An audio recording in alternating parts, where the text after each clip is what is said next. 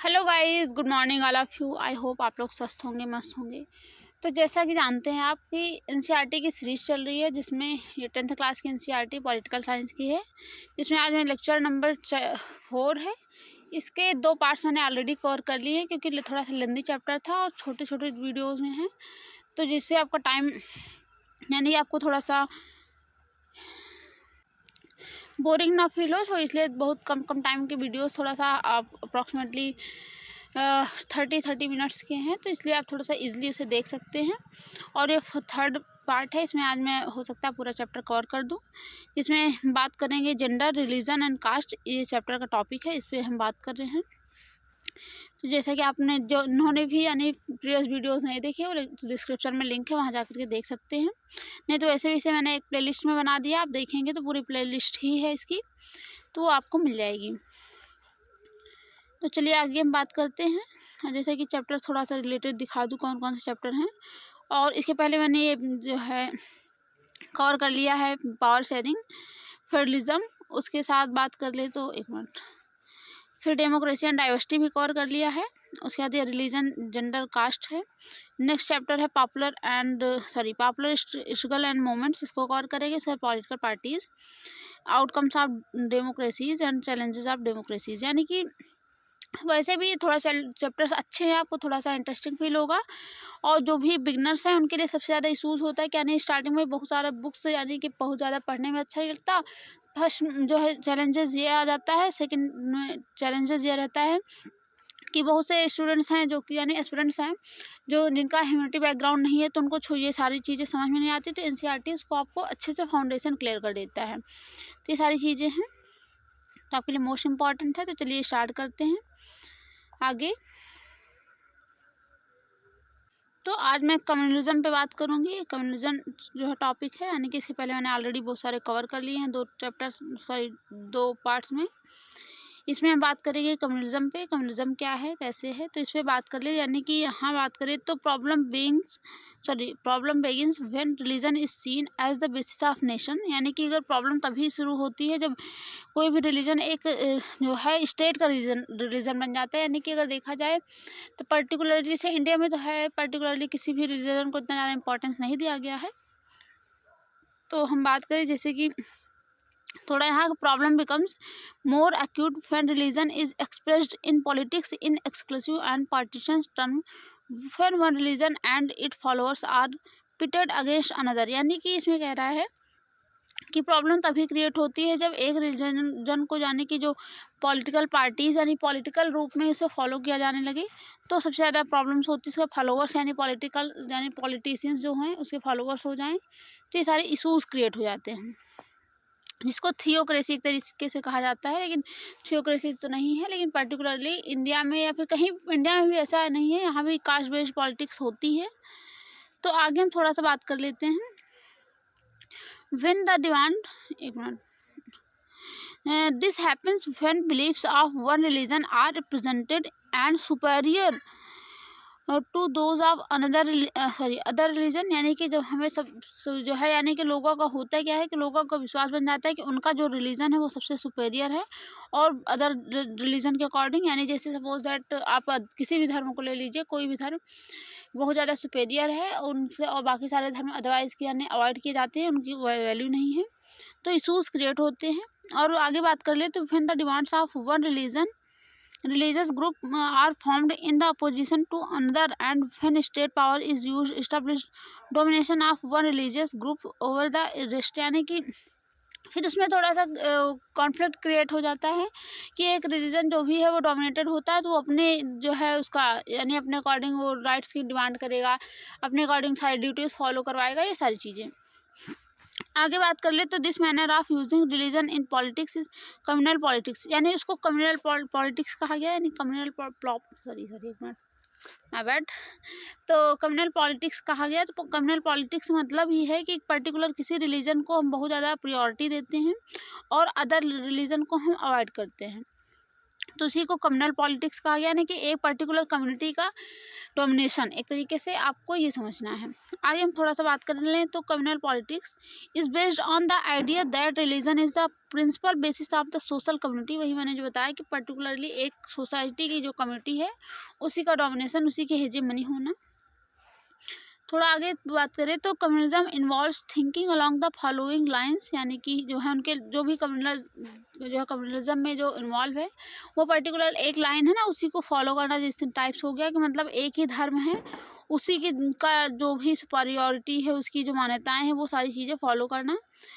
तो उसी को हम यहाँ कह सकते हैं कि कम्युनिज्म वही है, यानी कम्युनिज्म का जो कि मान्यता यानी आइडियोलॉजी भी वही है कि पर्टिकुलर एक कोई भी रिलीजन को हम फेवर करते हैं और उसी को ही जो है एक तरीके से सुपरियोरिटी होती है लोगों के ऊपर इम्पोज किया जाता है।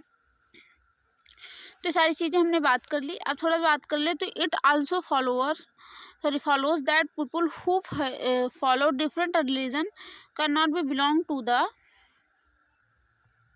सेम सोशल ग्रुप्स, यानी कि कम्युनिटी, यानी वहाँ पर जो लोग होते हैं वो सेम ही उसी ग्रुप से बिलोंग करेंगे मैक्सिमम, यानी कि धीरे धीरे लोगों का एक तरीके से इम्पोज करके अपने आइडियोलॉजी में मिक्स कर लिया जाता है। यानी कि आप किसी भी धर्म से फॉलो मतलब से बिलोंग करते हो वो नहीं, लेकिन पर्टिकुलर एक कोई भी धर्म होगा उसको आप फॉलो करना है आपको। सोसाइटी की कम्युनिटी ही पूरा उस तरीके से फॉलो करती है। इंटरनली आप कोई भी फॉलो करें वो नहीं मतलब है, लेकिन एक्सटर्नली आपको एक ही धर्म पे पूरी तरीके से सिंपैथी देनी है। तो ये सारी चीज़ें हमने बात कर ली, यानी कि आई होप आपको कम्युनिज्म अच्छे समझ में आएगा कि पर्टिकुलर एक ही धर्म को, एक ही रिलीजियस को हमको जो है प्रियोरिटी देना है। तो in this extreme form of the communism, यानी एक तरीके से एक्सट्रीम फॉर्म हो जाता है कि यानी उसमें ये चीज़ें फील होने लगती हैं कि हमारे धर्म से बढ़कर कोई नहीं है। मतलब कोई जो भी धर्म है, अदर स्टेट में बहुत सारे धर्म होते हैं लेकिन उनकी सुपीरियॉरिटी इतनी ज़्यादा नहीं है, सुपीरियर नहीं है, मेरा धर्म सुपीरियर है। तो सारी चीज़ें हैं। उसके आगे थोड़ा सा हम यहाँ बात कर लेते हैं। तो यहाँ बात कर ले तो religious can not live as equal citizens within one nation, यानी कि अगर यहाँ यानी डिफरेंट रिलीजन, ऐसा तो है नहीं कि एक ही धर्म है, एक कंट्री है, कंट्री में प्रॉपर एक ही धर्म है, ऐसा नहीं है। वहाँ भी डिफरेंट डिफरेंट धर्म के लोग होते हैं, ऐसी कोई कंट्री नहीं है। चाहे वो अमेरिका देख लीजिए, चाहे जो भी हो, डिफरेंस ये है कि वहाँ इम्पोज कर दिया जाता है कि आपको पर्टिकुलरली यही धर्म मानना है, तो वो बात अलग है। और सभी सिटीजन को इक्वल राइट्स देनी चाहिए, ये तो आपको पता ही है। तो ये सारी चीज़ें हैं। आगे थोड़ा बात कर ले तो one of them has to dominate the rest और they have to form different nations, यानी बहुत डिफरेंट नेशन में आपने देखा होगा कि प्रॉपर धर्म को यानी कि उसी को फॉलो किया जाता है, जो भी वहाँ एक तरीके से इसे एक राष्ट्र धर्म साबित कर दिया जाता है। तो इसमें ये बच्चा कुछ क्वेश्चन पूछ रहा है, कह रहा है कि I often crack jokes about people from the religion, does that make me communal, यानी कह रहा है कि जो है प्राय देखा जाता है कि बहुत से लोग कुछ जोक करते हैं, पीपल जो एक धर्म से मतलब बिलोंग करते हैं, क्या यह कम्युनलिज्म है? यानी कि एक तरीके से जोक करे या एक तरीके से इम्पोज करते हैं कि हमें कि यही धर्म फॉलो करना, ये धर्म अच्छा है, तो क्या ये कम्युनलिज्म है? तो ये सारी चीज़ें हैं। अब हम थोड़ा सा कम्युनलिज्म के जो है कुछ फॉर्म्स पे बात कर लेते हैं पॉलिटिक्स में। तो जैसे कि लोगों को सप्रेस किया जाता है, इसमें एक तरीके से बाइंडिंग होता है। यहाँ भी कह रहा है कि context other than religion is bound to suppress many voices within that community, यानी कि कुछ होता नहीं, कुछ कम्युनिटी का डोमिनेशन होता है, तो वहाँ लोगों की आवाज़ को पूरी तरीके से बैन कर दिया जाता है, यानी कि बोलने नहीं दिया जाता, एक तरीके से उनके मुँह पे ताला बंद कर दिया जाता है, यानी कि वो बोलेंगे तो उसके सपोर्ट में बोलेंगे, नहीं तो नहीं बोलेंगे। सपोज दैट कुछ चाइना का एग्जाम्पल आप ले सकते हैं या साउथ कोरिया का, सॉरी नॉर्थ कोरिया का, तो वहाँ से कुछ आप एग्जांपल ले सकते हैं। नहीं, एक तरीके से कम्युनिज्म किस तरीके से है। तो आगे हम उसके कुछ वेरियस फॉर्म्स पे बात कर लेते हैं जो कम्युनिज्म है जैसे पॉलिटिक्स में। तो वहाँ बात कर ले तो most common expression of communism is in everyday life, यानी आपने बहुत उसमें देखा होगा, कॉमन सी बात है।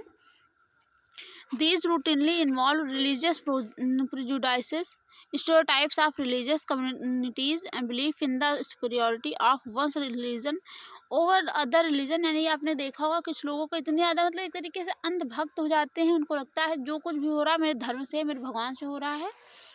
एक तरीके से स्टेरियोटाइप हो जाती है, प्रिजुडाइसेस हो जाती हैं, यानी कि रिलीजियस से इन्वॉल्व इतना ज़्यादा हो जाते हैं। उसी को इतना ज़्यादा सुपीरियॉरिटी देते हैं और अदर रिलीजन को वो अवॉइड करते हैं। This is so common that we often fail to notice if even when we believe in, यानी कि हम भी अगर इस तरीके से किसी उसमें एक तरीके से अंधभक्त हो जाएंगे तो हम भी इसे विश्वास करने मतलब वो नहीं करेंगे। किसी कोई अगर अवॉइड करेगा, ये सारी चीज़ें इग्नोर करेगा तो हम उसके अगेंस्ट खड़े होंगे, उसको अपोज करेंगे। ये सारी चीज़ें अगर हम नोटिस करें सेल्फ में होता तो वही कह रहा है कि यानी अगर हमें भी इतना ज़्यादा मतलब विश्वास हो जाए तो वो सारी चीज़ें हमारे साथ भी होती है जैसे कि लोग करते हैं। आगे हम बात करें तो a communal mind often leads to a quest for political dominance of one's own religious community, यानी कि कम्युनिज्म जो कम्युनल माइंड के लोग होते हैं वो लीड करते हैं पॉलिटिकल डोमिनेंस, यानी पॉलिटिकल डोमिनेंस चाहते हैं और अपने रिलीजियस कम्युनिटी का, यानी कि वो चाहते हैं कि पॉलिटिकल डोमिनेशन होना चाहिए, लेकिन वो जो है अपनी ही कम्युनिटी के लोग हैं, यानी कि जो हमारे कम्युनिटी के लोग हैं वही इस डोमिनेशन को, यानी कि जो पॉलिटिकल पार्टी है, जो गवर्नमेंट है, प्रॉपर वही चलाएं।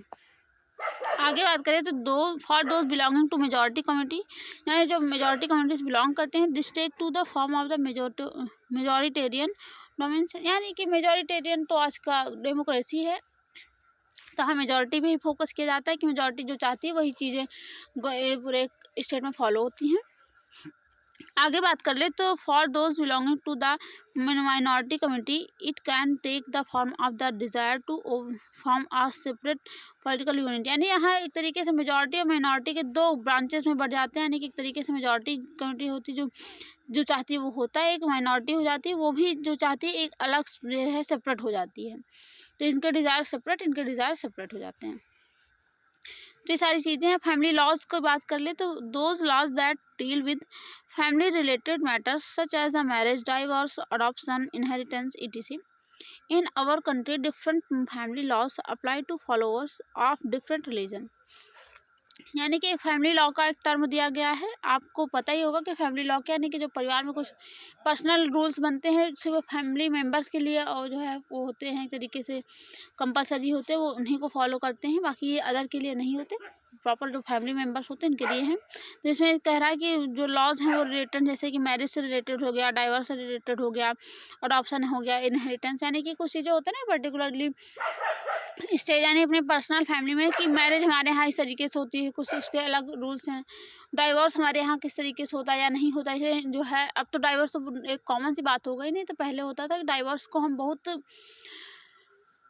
एक तरीके से टैबू मानते थे, डाइवोर्स नहीं करते थे, बल्कि अपनी लाइफ को घिस-पिट करके उसके साथ बिता लेना वो अच्छा समझते थे, लेकिन डाइवोर्स करके जो है अलग रहना वो सारी चीज़ें हमें हमारी सोसाइटी को एक्सेप्ट नहीं थी, तो हम नहीं करते थे। तो इस तरीके से अडॉप्शन, यानी कि अगर बच्चे को गोद लेना है या किसी को दूसरे को अपनी प्रॉपर्टी देना है, ये सारी चीज़ें फैमिली में जो लॉज हैं हम उनके अकॉर्डिंग करते हैं। आगे बात कर ले तो ये डिफरेंट फैमिली में डिफरेंट लॉज होते हैं, उनके फॉलोअर्स भी डिफरेंट तरीके से, इसके हमने बताया कि जैसे रूल्स रेगुलेशंस तो सबके हैं, वहाँ बात कर ले तो यानी डिफरेंट रिलीजन में भी डिफरेंट लॉज होते हैं, वो हर फैमिली में से वाइज डिफरेंस होते हैं एक तरीके से, और ये है कि रिलीजन वाइज तो बिल्कुल डिफरेंस होते हैं, लेकिन फैमिली वाइज भी कुछ चीज़ें थोड़ा सा सेम थोड़ा डिफरेंस होती हैं। तो ये सारी चीज़ें हमने बात कर ली। एक मिनट सॉरी, आगे बात कर ले सेकेंड उसका थर्ड फीचर्स हम बात कर ले तो political mobilisation on religious lines is another frequent form of, एक मिनट, कम्युनिज्म, यानी कि यहाँ कह रहा है कि पॉलिटिकल लाइन्स, एक मिनट sorry political mobilisation on religious lines is another frequent form of the communism, यानी कि जो पॉलिटिकल मोबिलाइजेशन होता है ये थोड़ा सा डिफरेंस होता है, थोड़ा सा यहाँ बात कर ले तो एक minute, this involve the use of secret symbol, यानी कि अगर देखा जाए तो इनका सीक्रेट सिंबल होता है, यानी कि जैसे कि अगर प्रॉपर पॉलिटिकल पार्टीज़ में देखा जाए तो उनका सिंबल एक सेकुलर होता है, यानी कि जैसे कांग्रेस का हाथ का पंजा है, उसके साथ साथ इसका कमल है, यानी कि किसी गॉड से या किसी रिलीजियस से रिलेटेड नहीं है, और जैसे कि एसपी का साइकिल है इस तरीके से, लेकिन इनका जो सिंबल भी होता है सीक्रेट होता है, यानी कहते ही अपना डिफरेंस है। उसके साथ हम बात कर ले तो रिलीजियस लीडर्स, यानी कि जो धार्मिक गुरु होते हैं वही उनके लीडर्स होते हैं कम्युनिज्म के, यानी जैसे सपोज दैट आपको तिब्बत के अबाउट आपने सुना होगा, तो थोड़ा सा वहाँ जो दलाई लामा होता है लाइक वो प्राइम मिनिस्टर वर्क करता है एक तरीके से, वो वहाँ का जो है रिलीजियस लीडर होता है। आगे बात करें इमोशनल अपील, यानी कि वो थोड़ा सा देश से रिलेटेड अपील करते हैं ना, जैसे कि होता नहीं कि तुम देश के लिए ये करना वो करना, सारी चीज़ें। आगे plain fear in order to bring the followers of one religion together in the political arena, यानी कि वो एक तरीके से जो भी स्पीच देते हैं उसे इतना एक तरीके से ब्लैकमेल कह सकते हैं ना, कि जो है इस तरीके से देते हैं कि उनके लिए कंपलसरी होता है जो उनके फॉलोअर्स होते हैं उनको फॉलो करना। आगे थोड़ा सा बात कर ले तो in electoral politics this often involve special appeal to the interest of emotions of voters of one religion in preference to others, यानी कि एक तरीके से एक रिलीजन को प्रॉपर प्रेफर किया जाता है कि रिलीजस सही है, ये सारी चीज़ें हैं। और यहाँ थोड़ा सा बात कर ले तो sometime communism takes it most ugly form of the communal violence riots and massacre, यानी कि कुछ समय के लिए तो कम्युनिज्म जो है बहुत अगली फॉर्म बन गया था, बहुत कुद्रूप हो गया था एक तरीके से, जिसको क्रूएल कह सकते हैं, यानी कि जिसमें दया भाव नाम मात्र का रह गया था, जिसमें कम्युनल वायलेंसेस होने लगे थे, यानी जो उस धर्म को फॉलो नहीं करता था, अपोज करता था, उसे वायलेंस यानी कि उसको प्रताड़ित किया जाता था।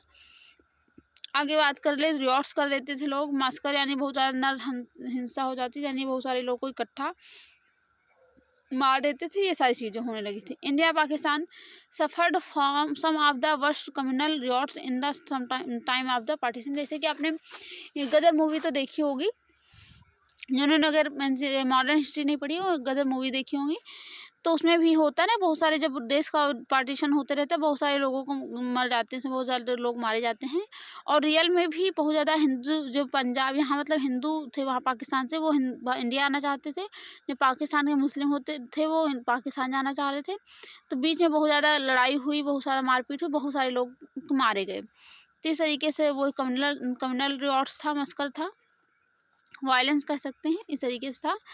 तो उसको आपने जिन्होंने भी देखा नहीं, लेकिन आप फील कर सकते बहुत सारे लोग मारे गए थे, कितने क्रुएल्टीज मारे गए थे। तो ये सारी चीज़ें बात कर ली, और बात करें आगे तो the post independence period has also seen large scale communal violence, यानी कि भारत जब आज़ाद हुआ उसके बाद बहुत सारे जो है इस तरीके के कम्युनल वायलेंस हुए, यानी कम्युनल वायलेंस का मतलब बहुत सारे जैसे स्टेट्स एक नहीं होना चाह रहे थे, इंटीग्रेट नहीं होना चाह रहे थे, तो इस वजह से कम्युनल रिवॉर्ड्स हुआ, जैसे कि ये जूनागढ़ वाला देख सकते हैं, हैदराबाद वाला रीजन ये है, जम्मू कश्मीर, ये सब इकट्ठा नहीं होना चाह रहे थे, ऊपर से यहाँ पाकिस्तान इनके जैसे जम्मू कश्मीर के ऊपर अटैक करके वो सारी चीज़ें किया। तो ये सारी चीज़ें छोटे छोटे आपको एग्जांपल्स देखने को मिलेंगे कि किस तरीके से कम्युनल रिवॉर्ड्स हुआ, पोस्ट वैसे भी पार्टीशन हुआ इंडिया और पाकिस्तान का, तो बहुत ज़्यादा कम्युनल वायलेंस हुआ, बहुत सारे लोग मारे गए। अब एक फ़ोटो दी गई है, इसको हम थोड़ा सा फोकस कर लेते हैं। इसमें कह रहे हैं हम तो ठहरे अजनबी कितनी मुलाकातों के बाद, खून के धब्बे धुलेंगे कितनी बरसातों के बाद, यानी जब उस टाइम हुआ था तो ये जो है बहुत सारे कम्युनल रिवॉर्ड्स हुए, यानी कि बहुत सारे लोग मारे गए, तो उसी पे बात कह रहे हैं कि एक तरीके से अजनबी थे। यहाँ पर एक स्टेटमेंट मैंने पढ़ा था, उसमें लिखा था जो पड़ोसी थे, कल तक जो पड़ोसी थे आज वो एक दूसरे के दुश्मन हो गए, यानी कि हुआ क्या, जब इंडिया वो क्या कहते हैं पाकिस्तान का पार्टीशन हो रहा था, तो पहले मुस्लिम हिंदू जो है पूरे नेबल थे, तो बहुत अच्छे दोस्त भी होते थे, यानी जनरली अभी भी होता है कि सोसाइटी में अगर कोई अदर कास्ट कैटेगरी के लोग हैं तब भी अगर पड़ोसी तो अच्छी दोस्ती होती है, तो इस तरीके से थे। लेकिन जब भारत और पाकिस्तान का पार्टीशन होने लगा तो हिंदू और मुस्लिम एक दूसरे के जो है दुश्मन बन गए, तो वही कह रहे हैं कि जो कल तक एक पड़ोसी थे आज जो है एक दूसरे के दुश्मन हैं। तो इस तरीके से बहुत सारे लोग उसमें भी मारे गए। अब आप स्टोरीज पढ़ेंगे छोटी छोटी आपको पता चलेगा। तो इसके बाद हम थोड़ा सा बात कर लेते हैं सेकुलर स्टेट पे। सेकुलर तो जनरली आप जानते हैं धर्मनिरपेक्ष, यानी कि पर्टिकुलर किसी धर्म विशेष पे फोकस नहीं करना कि हमारे देश का धर्म यही है। हम सभी धर्म को इक्वल राइट्स देते हैं, इक्वलिटी देते हैं कि जो भी धर्म चाहे हिंदू मुस्लिम सिख ईसाई जो भी यहाँ पर फॉलो किया जाता है उनके लिए इक्वलिटी है, वो अपने धर्म को प्रोफेस कर सकते हैं जब भी, यानी पूजा पाठ जो भी जैसे हो उन सब चीज़ों को कर सकते हैं। बस एक्सेप्शन एक है, किसी का राइट्स वायलेट नहीं होना चाहिए, ये सारी चीज़ें उसमें भी हैं। तो सेकुलर स्टेट पे थोड़ा सा बात कर लेते हैं कि communism was and continues to be one of the major challenge to the democracy in our country, यानी कि अगर देखा जाए तो कम्युनिज्म एक मोस्ट यानी मेजर चैलेंजेस है, यानी कम्युनिज्म अभी भी आप देखेंगे ना कुछ स्पेशल जैसे कहीं भी किसी धर्म की मेजॉरिटी होती है तो वो अपने जो नेबर्स होते हैं उनको दबाना चाहते हैं कि ये भी मेरे उसमें चेंज हो जाए, जैसे कि पाकिस्तान में बहुत सारे हिंदुओं को मुस्लिम में कन्वर्ट कर दिया गया है।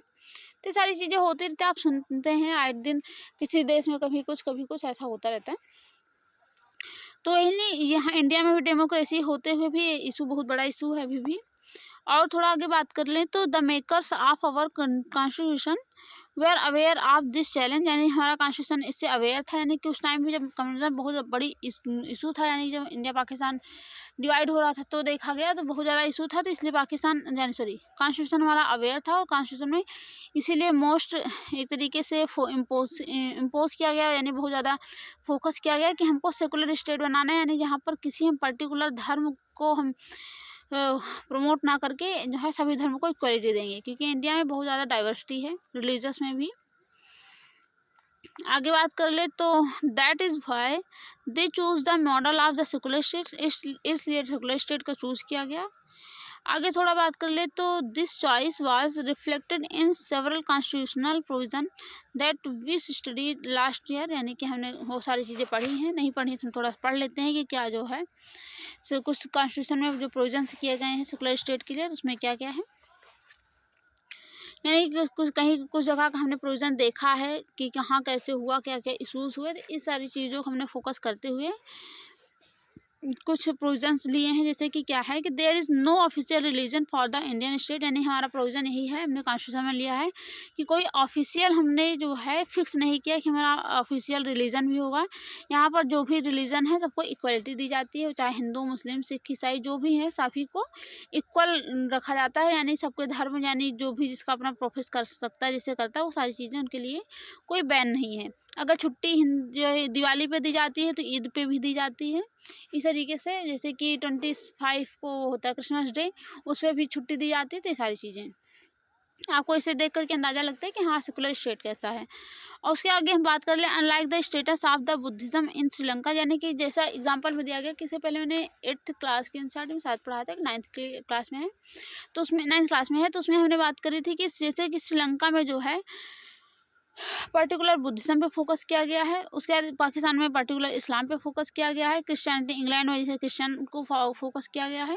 लेकिन अगर पर्टिकुलर इंडिया में देखा जाए तो ऐसा कोई स्टेटस नहीं दिया गया है पर्टिकुलर किसी रिलीजन को, यहाँ सबको इक्वल स्टेटस दिया गया है। तो यानी ये दिखाता है कि सेकुलर स्टेट किस तरीके से है। सेकुलर मतलब होता ही है धर्मनिरपेक्ष, यानी पर्टिकुलर किसी धर्म का सपोर्ट ना करते हुए सबके लिए इक्वल हम खड़े रहते हैं। तो ये सारी चीज़ें हमने बात की, यानी कि फर्स्ट एक इसका प्रोविज़न हुआ कि जो है ऑफिशियल कोई रीज़न नहीं है। सेकंड पे हम आते हैं, तो सेकंड में बात करें तो कॉन्स्टिट्यूशन प्रोवाइड करता है all individuals and communities freedom to profess practice propagate any religion और नॉट टू फॉलो एनी, यानी कि यहाँ पर कॉन्स्टिट्यूशन में आर्टिकल 19 के अंदर हमें देता है कि आपको फ्रीडम आप यानी कि अपने जो भी धर्म उपासना स्वतंत्रता, यानी कि जो भी धर्म उसको आप फॉलो कर सकते हैं, प्रैक्टिस यानी पूजा पाठ कर सकते हैं। जैसे कि आप पीरम्बल में पढ़ेंगे कि जो है उसके साथ हम किसी भी धर्म को मान सकते हैं, यानी कोई दबाव नहीं है कि आप पर्टिकुलर इसी धर्म को मानिए। ये सारी चीज़ें हमें कॉन्स्टिट्यूशन प्रोवाइड करता है। उसके साथ यानी 20 या 29 भी हमें वही प्रोवाइड कराता है, यानी कि जब हम आर्टिकल्स पढ़ेंगे तो उसमें बात करेंगे कॉन्स्टिट्यूशन किस तरीके से प्रोविजंस प्रोवाइड कराता है। इसमें आपको हम बहुत ज़्यादा कॉन्स्टिट्यूशन नहीं ऐड करते, लेकिन चीज़ें आप जानते रहिए कि फंडामेंटल राइट्स में ये सारी चीज़ें दी गई हैं। नेक्स्ट आगे हम बात कर ले तो कॉन्स्टिट्यूशन प्रोहिबिट करता है discrimination on ground of religion, यानी किसी भी रिलीजन बेस्ड हम डिस्क्रिमिनेशन को अवॉइड करते हैं। इसे आर्टिकल 15 भी देता है, आर्टिकल 16 देता है और आर्टिकल 17, यानी कि अनटचेबिलिटीज़ के लिए तो 17 है, लेकिन जो 15 है वो किसी को कहता है कि किसी रिलीजन बेस्ड हमको डिस्क्रिमिनेशन नहीं कर सकते, कि इस रिलीजन को हमें जॉब्स अपॉर्चुनिटीज़ नहीं होंगी, यानी जो भी जहाँ जाना चाह सकता है वो जा सकता है। इक्वलिटी देता है आर्टिकल 14 का। तो ये सारी चीज़ें बात करते हैं। तो इस तरीके से कॉन्स्टिट्यूशन में ये भी देता है डिस्क्रिमिनेशन नहीं हो सकता अगर किसी पर्टिकुलर रिलीजन के बेस्ड पे, यानी कि कोई गवर्नमेंट उसके साथ कोई पर्टिकुलर रिलीजन बेस्ड जो है कोई भी डिस्क्रिमिनेशन नहीं करेगी। जैसे कि ये फ़ोटो में थोड़ा सा आप देख सकते हैं कि फ़ोटो में ये जो प्राइम मिनिस्टर की चेयर है ये किस तरीके से यहाँ ओम यानी हिंदू का सिंबल बना है, ये उसका मुस्लिम का सिंबल बना है, ये पारसीज का सिंबल बना है, तो इस तरीके से ये क्रिश्चियन का सिंबल बना है। तो देख सकते हैं यानी कि जितने भी धर्म हैं यहाँ पर जो है सभी धर्म को मिला करके एक पर्टिकुलर स्टेट यानी कि वो चेयर बना दी गई, यानी पावरफुल है गवर्नमेंट, एक तरीके से कह सकते हैं ना गवर्नमेंट की चेयर है, तो पर्टिकुलर एक जो है गवर्नमेंट बनाई गई है। किस तरीके से गवर्नमेंट जो भी लोग इस पर बैठेंगे वो सभी धर्म को, यानी जो चाहे हिंदू का तरीके से प्राइम मिनिस्टर हो, रिलीजन फॉलो करने वाला हो, या जो भी धर्म को प्रैक्टिस करे, उसका अपना पर्सनल है, लेकिन अगर इस पर बैठता है तो वो सभी धर्म को इक्वलिटी देगा। क्योंकि देख सकते हैं चेयर का ये जो ओम से ही है, यानी कि ओम के ऊपर रुका है, ये क्रिश्चियन यानी जो इसको टेक करने वाला है, ये सारी चीज़ें तो आप देख सकते हैं ना, सबका सपोर्ट है। तो ये सारी चीज़ें हैं। आगे हम थोड़ा सा बात कर लेते हैं। तो नेक्स्ट प्रोविज़न क्या है? At the same time, Constitution allow the state to intervene in the matters of religion in order to ensure equality within religious communities. For example, में bans the untouchability, यानी कि यहाँ पर सबको इक्वलिटी दी जाती है, यानी कि उसके पर्टिकुलर जो रिलीजन फॉलो करता है उसमें कोई इंटरवेंशन नहीं करेगी गवर्नमेंट कि आप क्या कर रहे हैं, कैसा करें, वो सारी चीज़ें। बस हाँ, एक्सेप्शन ये है कि आप कोई गलत नहीं करें, यानी कि सबका अगर फंडामेंटल राइट्स किसी का वायलेट होता है तो उसमें गवर्नमेंट फिर जो है इंटरवेंट करेगी, नहीं तो ऐसे कोई इंटरवेंट नहीं करेगी। कुछ भी अपने रिलीजन को जो भी फॉलो करते प्रैक्टिस करते हैं सबको इक्वलिटी दी जाएगी, यानी किसी भी धर्म को मानने वाले कम्युनिटी है उसको इक्वलिटी दी जाएगी, वो पर्टिकुलर चाहे जिस धर्म को माने। और उसके बाद हम बात कर लें, यानी कि अनटचेबिलिटी को बैन करके, यानी भी इक्वलिटी दिखाता है कि आप किसी भी धर्म को फॉलो करें तो हमको उसे अनटचेबल नहीं करेंगे, क्या नहीं है, इसको छुआछूत का भेदभाव नहीं करेंगे, वो किसी भी धर्म को मानता हो, लेकिन गवर्नमेंट सबको लिए इक्वल प्रोविजंस लाती है, जैसे कि स्कीम में आपने देखा है। आगे बात करें तो ये सारी चीज़ें प्रोविजंस हैं, यानी जो कुछ कॉन्स्टिट्यूशन में दिए गए हैं। तो यहाँ बात कर ले तो understood in this sense secularism is not just a ideology of some parties of persons, यानी यह दिखाता है कि सेकुलरिज्म एक आइडियोलॉजी नहीं है जो कुछ पार्टी या कुछ पर्सन्स की, यानी एक ओवरऑल एक जो है वो है, क्या कह सकते हैं कि हमारा क्या एक तरीके से ओवरऑल हमारा रूल्स कह सकते हैं कि नहीं, गवर्नमेंट यानी कॉन्स्टिट्यूशन ही ऐसा है। तो ये सारी चीज़ें हैं। आगे हम बात कर ले तो this idea constitute one of the foundation of our country, यानी कि एक तरीके से हमारा, हाँ सॉरी इसी को करना है कि वो फाउंडेशन है, ना कि एक आइडियोलॉजी है। कंट्री का एक फाउंडेशन है, यानी न्यू जिसको कहते हैं, यानी कि जो है सेकुलर स्टेट एक तरीके से न्यू ही है कि इसी के ऊपर हमारा कंट्री बसा हुआ है। आगे बात कर ले तो communism should not be seen as a threat to some people in India, यानी कि जो है हमें कम्युनिज्म एक तरीके से थ्रेट करता है तो उसे फॉलो नहीं करना चाहिए। आगे बात कर ले तो it threatens the very idea of India, that is why communism need to be combated, यानी कि हमें इसलिए ज़रूरत है कम्युनिज्म को पूरी तरीके से कम्बैट करने की, ख़त्म करने की। आगे करें तो a secular constitution like our is necessary but not sufficient to combat communism. Communism prejudices and propaganda needs to be countered in everyday life and religion based on the mobilization need to the countered the arena of politics, यानी ये सारी चीज़ें हमको जल्दी से ख़त्म नहीं हो सकती इतनी स्पीड में, क्योंकि हम पॉलिटिक्स उसको बढ़ावा देती है, फेवर करती है, सारी चीज़ें हैं। क्योंकि गवर्नमेंट का अगर देखा जाए तो वो तो वोट बैंक के बेस पे बांट देती है। तो ये सारी चीज़ें हमने बात की कि किस तरीके से हमारा गवर्नमेंट, हमारा कॉन्स्टिट्यूशन हमें एक सेकुलर स्टेट प्रोवाइड करवाता है। तो जैसा कि इसमें लिखा भी है, this chair is for the CM designated to prove this secular credential there will be plenty of rocking, यानी ये चेयर किस तरीके से जो है सेकुलरिज्म की चेयर दिखा रही है, यानी सभी धर्मों को इक्वलिटी दी गई है, सभी धर्मों से मिलकर के ये चेयर बनी हुई है जो कि CM के लिए है, डिज़ाइन करी गई है। तो इस तरीके से बातें हैं। तो आई होप ये कम्युनिज्म और सेकुलर स्टेट बहुत अच्छे से कॉन्सेप्ट क्लियर हुआ होगा। अब आगे हम थोड़ा सा बात कर लें तो कास्ट एंड पॉलिटिक्स पे बात कर लें। तो कास्ट और पॉलिटिक्स का एक इंटर डिपेंडेंस यानी इंटर रिलेशन कह सकते हैं। तो उसमें इसका रीज़न क्या है कि पॉलिटिकल जो पार्टीज़ होती है वो वोट बैंक के चक्कर में थोड़ा सा होता है ना कि कास्ट बेस्ड बांट देती हैं, और कुछ पार्टीज़ भी हैं वो कि कास्ट बेस्ड बनी ही हैं। तो वहाँ से बात करें कास्ट इनइक्वालिटीज़, यानी कि किस तरीके से कास्ट का इनइक्वालिटी, यानी इंडिया में देखते हैं ना डिफरेंट कास्ट पाई जाती हैं, तो उसमें इनइक्वालिटीज़ भी है। क्योंकि जो है इस सबसे बड़ी बात तो ही इकोनॉमिकल स्टेटस होता है, लेकिन चीज़ें होती हैं कि कुछ चीज़ें हम कास्ट के बेस पे से फॉलो करते हैं। जैसे कि इंडिया में अभी भी अनटचेबिलिटी है, कास्टिज़म है, ये सारी चीज़ें अभी भी चलती है बहुत अच्छे से। तो यहाँ बात करें तो unlike gender and religion caste division is special in India, जैसे कि जेंडर को बांटा गया उसी तरीके से कास्ट को भी इंडिया में डिवीज़न किया गया है। ये स्पेशल एक फीचर्स है इंडिया में कह सकते हैं। आगे बात कर ले तो all societies have some kind of social inequality and some form of the division of labour, यानी कि यहाँ पर डिवीज़न लेबर का डिवीज़न किया गया है, उसी तरीके से सोसाइटी में इनइक्वालिटी है क्योंकि कास्टिज़म भी किया गया है। In most societies occupation are passed on from the generation one generation to another, यानी कि ये कास्टिज्म जो है उसके बेस पे जो सोसाइटी के कुछ वर्क्स होते हैं ना, कि पर्सनली यानी कि कास्ट बेस्ड जो वर्क्स होते हैं वो एक तरीके से जनरेशन टू जनरेशन ट्रांसफ़र होता है। यानी सपोज दैट ये सोच लो जैसे कि बार्बर है तो इनके ग्रैंडफादर भी बार्बर थे, उनके जो है ये इनके फादर भी बार्बर थे, तो ये भी बार्बर है। तो इस तरीके से ये जनरेशन टू जनरेशन ट्रांसफ़र होते चला आया। तो इसके आगे हम बात करें तो caste system is an extreme form of this, यानी कि इस तरीके से इसमें कास्ट सिस्टम एक एक्सट्रीम फॉर्म दिखता है। तो ये सारी चीज़ें हैं। आपने थोड़ा सा अगर रूरल एरिया से बिलोंग करते हैं तो आपने काफ़ी अच्छा इसे सुना होगा, ना भी किए होंगे, यानी किसी ने ये सारी चीज़ें ना भी माना होगा, तब भी सारी चीज़ें आपने सुनी होगी। रूरल एरिया में तो ज़्यादा, थोड़ा सा अर्बन एरिया में तो लोग अपने अपने काम में बिजी रहते हैं तो इतना ज़्यादा फोकस नहीं करते, लेकिन रूरल एरिया में भी जो है जीवित है। आगे बात करें तो hereditary occupational division was sanctioned by the rituals, यानी कोई सारी चीज़ें रिचुअल्स यानी सैंक्शन किया गया, रोका गया टाइमली।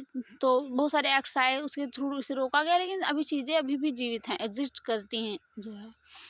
आगे बात कर ले तो members of the same caste group were suppose to form a social community that practiced the same or similar occupation, married within the caste group and did not eat with members from other caste group। यानी कि आपने देखा है ये सारी चीज़ें भी होती हैं, यानी हम पर्टिकुलर जिस कास्ट से बिलोंग करते हैं उसी कास्ट के लोगों से हम शादी करते हैं एक दूसरे के, यानी जो भी हमारा रिलेशन बनता है उसी कास्ट के बेस पे बनता है। और हम अदर कास्ट के लोगों को अवॉइड करते हैं, अपने साथ खाना खाने, उनके साथ खाना नहीं खाते, उनके साथ लंच नहीं करते। ये सारी चीज़ें अभी भी चलती हैं और जो है वो उनका सिमिलर यानी कि जो ऑक्यूपेशन वो लोग फॉलो करते हैं वो सारी चीज़ें नेक्स्ट जनरेशन में भी फॉलो होती हैं। तो ये सारी चीज़ें आपने देखी हैं, इसे तो प्रैक्टिस भी किया होगा। आगे बात कर ले तो caste system was based on the exclusion of and discrimination against the outcast groups, यानी कि जो है ये डिस्क्रिमिनेशन भी होता है इसके अगेंस्ट, बहुत सारे यानी लोगों को मतलब एक तरीके से एक्सक्लूड किया जाता है।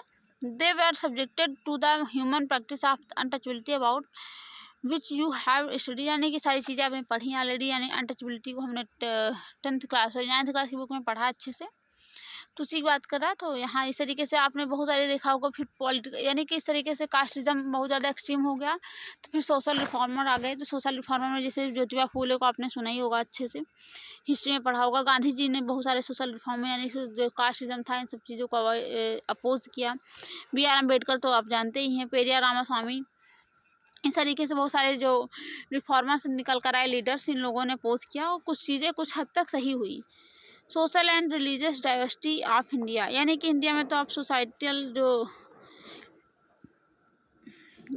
सोसाइटी में यानी कि बहुत सारे जो सोशल रिलीजियस डाइवर्सिटीज़ हैं इंडिया में, आपने देखा ही होगा कि बहुत सारे डिफरेंट रिलीजन्स पाए जाते हैं सोसाइटी में। कितने कास्टिज्म यानी कास्ट बहुत ज़्यादा डिफरेंट टाइप्स पाई जाती हैं। तो इसे हम कल बात करेंगे नेक्स्ट पार्ट में, क्योंकि और थोड़ा सा अगर इस पर बात कर ले ब्रीफली, लेकिन हम बाकी सारी चीज़ों कल अच्छे से बात करेंगे। तो यानी इस पर बात कर ले तो यानी कि इंडिया में बहुत ज़्यादा कास्टिज्म है, यानी कि कास्ट में देखा जाए तो कुछ डोमिनेटेड है, कुछ मेजॉरिटी में, कुछ माइनॉरिटी में। जैसे कि हिंदू का जो है 80.5% 2001 का सेंसस है। तो ये थोड़ा पुराना है, लेकिन अभी भी अप्रॉक्सीमेटली 85 to 80 समथिंग ऐसे कुछ है, यहाँ भी अभी भी डोमिनेटेड करती है, लेकिन हिंदू कैटेगरी ज़्यादा है। मुस्लिम का 16% समथिंग है। इस तरीके से थोड़ा थोड़ा चीज़ें हैं। तो ये सारी चीज़ें हम नेक्स्ट पार्ट में अच्छे से बात करेंगे, कवर करेंगे। तो आई होप ये लेक्चर आप लोगों को अच्छा लगा होगा, आपने एंजॉय किया होगा। जो चीज़ आपको समझ नहीं आई है आप हमें कमेंट करके बता सकते हैं, अच्छे से थोड़ा सा फिर से दूसरे भी समझाएंगे। उसके बाद जो भी टर्मिनोलॉजीज नहीं समझ आती या फिर कोई नई दूसरे टॉपिक्स पे आपको वीडियो चाहिए तो आप हमें शेयर कर सकते हैं। तो मिलते हैं नेक्स्ट वीडियो में। Thank you. Like share and subscribe जरूर कीजिए।